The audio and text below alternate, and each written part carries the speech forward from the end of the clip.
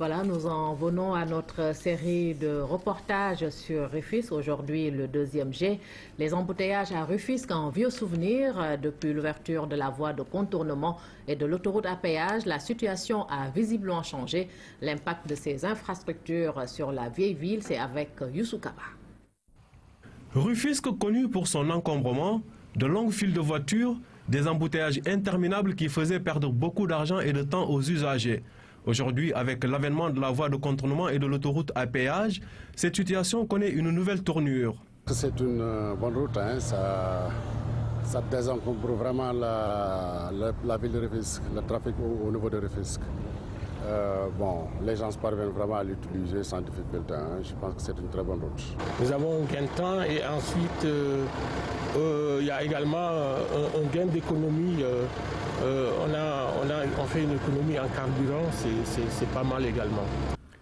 Le bonheur des uns fait le malheur des autres, dit l'adage. Si ces nouvelles infrastructures profitent pleinement aux usagers, ce n'est cependant pas le cas pour ces hommes d'affaires qui ont vu leur chiffre d'affaires en baisse depuis l'ouverture de l'autoroute à péage et de la voie de contournement de Rufisque. La plupart de nos clients contournent Rufisque. C'était les gros porteurs qui allaient vers Fouta ou bien vers le sud du Sénégal. Et maintenant, avec l'autoroute, ils prennent l'autoroute pour éviter l'embouteillage au niveau de la route nationale qui est. Mais je sais qu'au fur et à mesure, si ça continue comme ça, on est obligé de diminuer le personnel. Parce qu'actuellement, les chiffres d'affaires ont un peu baissé. Ils ont fermé les voies secondaires. Les véhicules ont des difficultés à accéder à l'atelier et du coup, nos chiffres d'affaires baissent. Il faut que les autorités de la commune revoient cette situation. L'impact de la voie de contournement et de l'autoroute à péage est bien réel à Rufisque. La ville retrouve un nouveau souffle. Le trafic devient de plus en plus fluide malgré le coût considéré très élevé du péage. Des bâtiments coloniaux ornent le décor de certains quartiers de Rufisque. Kerikao, Kerissoufre en font partie, mais ce patrimoine architectural est pratiquement en ruine, constat de notre reporter Aïda Mamadou Diop. Kerissoufre de Rufisque, un quartier témoin de l'histoire coloniale eu égard à l'architecture de ces bâtiments. Des bâtisses devenues pour l'essentiel des géants aux pieds d'argile, balcons en ruine, volets de bois à l'envers, tuiles périmées. Le patrimoine qui a fait les beaux jours de Rufisque est en voie de disparition. Le problème n'épargne pas l'institution scolaire, lycée Abdoulaye Sadji. Il y a un an, un pan du mur s'était affaissé. C'est mon panique et peur chez le personnel. Le plafond s'est effondré. Et ça nous a fait peur. Le plafond du bureau du surveillant général des terminales s'était aussi effondré. Parfois, c'était des fenêtres qui tombaient, qui ne menaçaient pas, mais qui se retrouvaient par terre. Des sols qui bougent, des murs fissurés partout. Le lycée Abdoulaye Sadji, classé patrimoine de la ville de Rufisque, date de l'époque coloniale. Pour les autorités de l'établissement, pas question de le laisser mourir. Ici, le souhait le mieux partagé est de voir l'établissement passer patrimoine de l'UNESCO. Il est proposé au tableau de classement du patrimoine. Donc il faudra qu'on pousse encore pour être classé. C'est en voie. Nous sommes en proposition, au stade de proposition, mais nous ne sommes pas encore patrimoine classé de l'UNESCO. À lui seul, l'établissement symbolise le déclin de toute une histoire, celle de Rufisque coloniale. À quelques mètres de là, un autre témoin, cet enseignant à la retraite.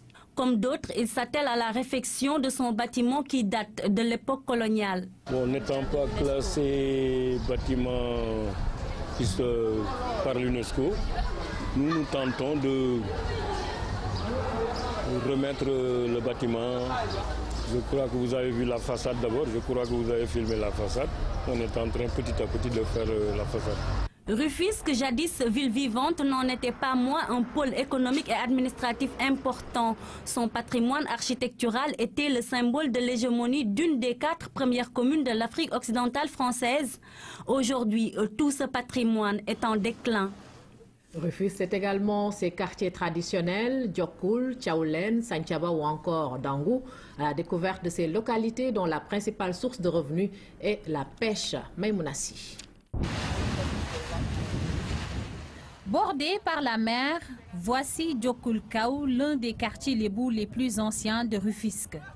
Le nom viendrait du mouvement des pêcheurs dans la localité, d'où l'appellation Djokul qui signifie rattache-toi. La localité centenaire a près de 10 000 âmes dont le quotidien reste suspendu à la pêche. La majorité des habitants vivent de la pêche et c'est grâce à cette activité qu'il n'y a pas de cas d'agression dans la zone. Les gens ne font que travailler pour gagner dignement leur vie. Si vous étiez venu à l'époque où la mer était plus poissonneuse, vous ne trouveriez ici aucun jeune. Il n'y avait que les personnes âgées dans les rues. Chaque personne s'efforce de trouver un gagne-pain. Aujourd'hui, il est de plus en plus difficile de porter ce fardeau cultivé et transmis de père en fils. La pêche, jadis première source de revenus, est plongée dans une certaine torpeur. La plupart des pirogues sont taquées. Vous pouvez aujourd'hui avoir 100 000 francs. Demain, vous vous retrouvez avec 100 francs. Vous achetez de l'essence presque à 700 francs le litre.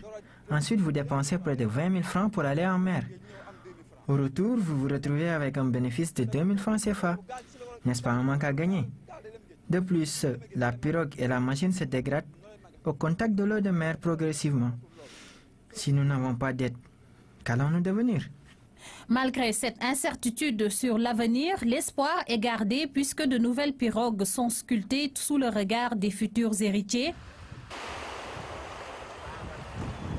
Djokul n'échappe pas à l'érosion côtière qui hante le sommeil des habitants. Le mur de protection a été englouti par l'océan et les cimetières menacés. Un problème que connaît un autre fief traditionnel lébou, Tchaoulen. Ici, les habitats rappellent les grands quartiers comme Wakam ou Ngor, malgré cette longue nouvelle route longeant la corniche. Tchaoulen a été créé par Mam Sangue Dieng, notable et grand chef coutumier de Rufisque, une création qui se serait faite sur indication des anciens.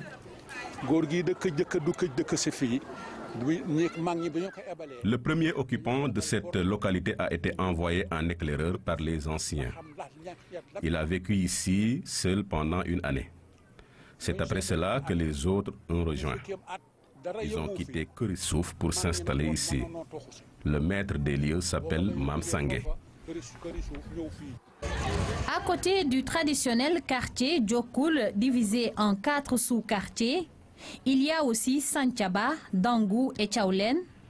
Ici, tout le monde croit en Mam Kumbalam, le génie protecteur de Rufisque. Celle par qui tous les guérisseurs et exorcistes jurent à l'occasion des séances de Ndep. Papla Ndiaye fait partie des gardiens du temple.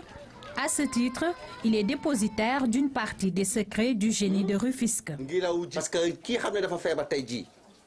La personne qui est malade, par exemple, supposons qu'elle soit possédée par un djinn et que le djinn se déplace à Ngaï ou aux États-Unis, elle fera le tour de médecin mais sans résultat, alors que nous le soignons facilement après avoir fait une consultation avec des coris. Nous lui demandons soit un poulet, une chèvre, un mouton ou autre chose. Cette pratique ancestrale bien ancrée chez les Lébous se perpétue depuis des générations dans les fiefs traditionnels appelés Penche.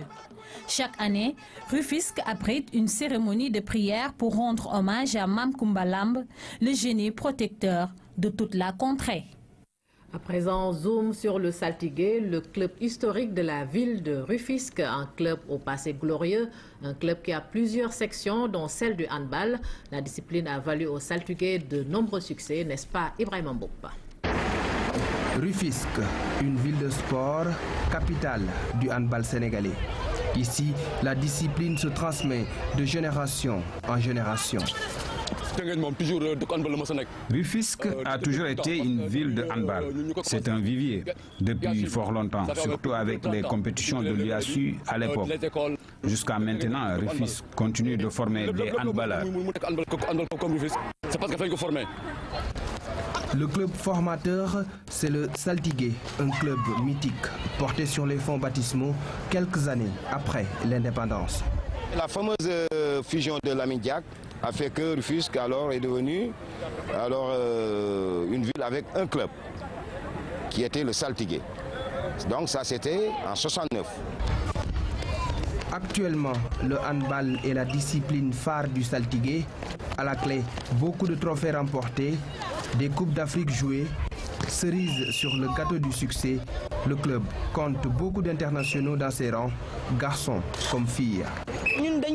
Le handball, c'est notre passion. Nous avons la chance de le pratiquer dans un club comme le Saltigué, qui est une vitrine du hand. Les conditions ne sont pas totalement réunies. Il reste beaucoup à faire. Par exemple, je suis international, mais je m'entraîne avec les mêmes chaussures depuis 2011. Au-delà du hand, le Saltigué a d'autres sections. Une pluridisciplinarité souvent méconnue du grand public. Et juste à côté, derrière, il y a le basket. Et de l'autre côté, il y a le volleyball. Il y a la natation. Il y a le rugby. Il y a aussi de l'athlétisme qui fait de très bons résultats en ce moment. De très bons résultats. Et donc il y a aussi le football qui est revenu. Dans les années 70 et 80, l'équipe de football du Saltigué était la fierté de toute une ville. Elle avait réussi à remporter la Coupe du Sénégal en 1977 devant Dial Diop et être finaliste malheureuse face à la Linguère de Saint-Louis en 1988, toujours en Coupe du Sénégal. Voilà, la série de reportages sur Rufisque va se poursuivre. Nous reviendrons demain sur d'autres aspects de la vieille cité. Je vous le disais, fin aujourd'hui du séminaire de l'Union africaine de radiodiffusion sur la gestion du spectre en Afrique. Une rencontre sanctionnée par un mémorandum qui revient sur le rôle particulier du service public de radiodiffusion. Les participants ont également réaffirmé la nécessité de sauvegarder les objectifs essentiels, l'intérêt public dans l'environnement numérique. René Massigadou.